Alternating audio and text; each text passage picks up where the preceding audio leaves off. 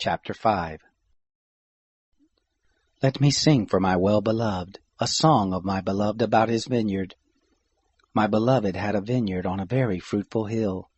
He dug it up, gathered out its stones, planted it with the choicest vine, built a tower in its midst, and also cut out a winepress therein.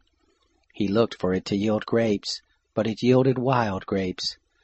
Now, inhabitants of Jerusalem and men of Judah, please judge between me and my vineyard. What could have been done more to my vineyard that I have not done in it? Why, when I looked for it to yield grapes, did it yield wild grapes? Now I will tell you what I will do to my vineyard. I will take away its hedge, and it will be eaten up. I will break down its wall, and it will be trampled down. I will lay it a wasteland. It won't be pruned nor hoed, but it will grow briars and thorns. I will also command the clouds that they rain no rain on it. For the vineyard of the Lord of hosts is the house of Israel, and the men of Judah his pleasant planting. And he looked for justice, but behold oppression, for righteousness, but behold a cry of distress. Woe to those who join house to house, who lay field to field until there is no room. And you are made to dwell alone in the midst of the land. In my ears the Lord of hosts says, surely many houses will be desolate, even great and beautiful, unoccupied.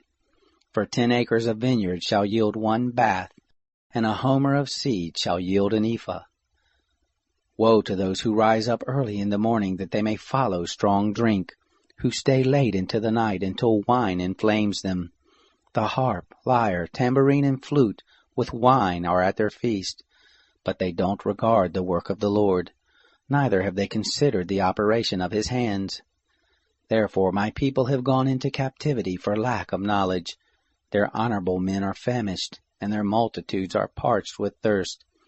Therefore hell has enlarged its desire, and opened its mouth without measure, and their glory, their multitude, their pomp, and he who rejoices among them descend into it.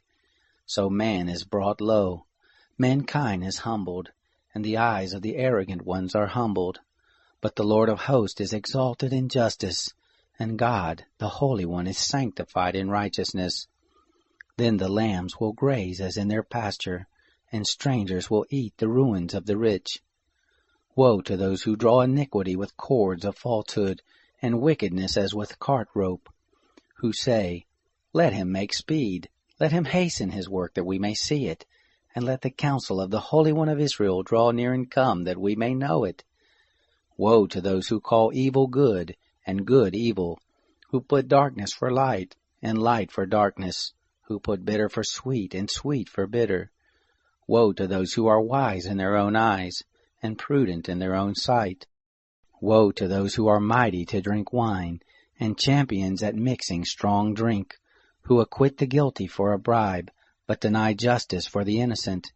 Therefore as the tongue of fire devours the stubble, and as the dry grass sinks down in the flame, so their root shall be as rottenness, and their blossom shall go up as dust. Because they have rejected the Lord's law, and despised the word of the Holy One of Israel. Therefore the Lord's anger burns against his people, and he has stretched out his hand against them, and has struck them. The mountains tremble, and their dead bodies are as refuse in the midst of the streets. For all this his anger is not turned away, but his hand is still stretched out. He will lift up a banner to the nations from afar, and he will whistle for them from the end of the earth. Behold, they will come speedily and swiftly. None shall be weary nor stumble among them.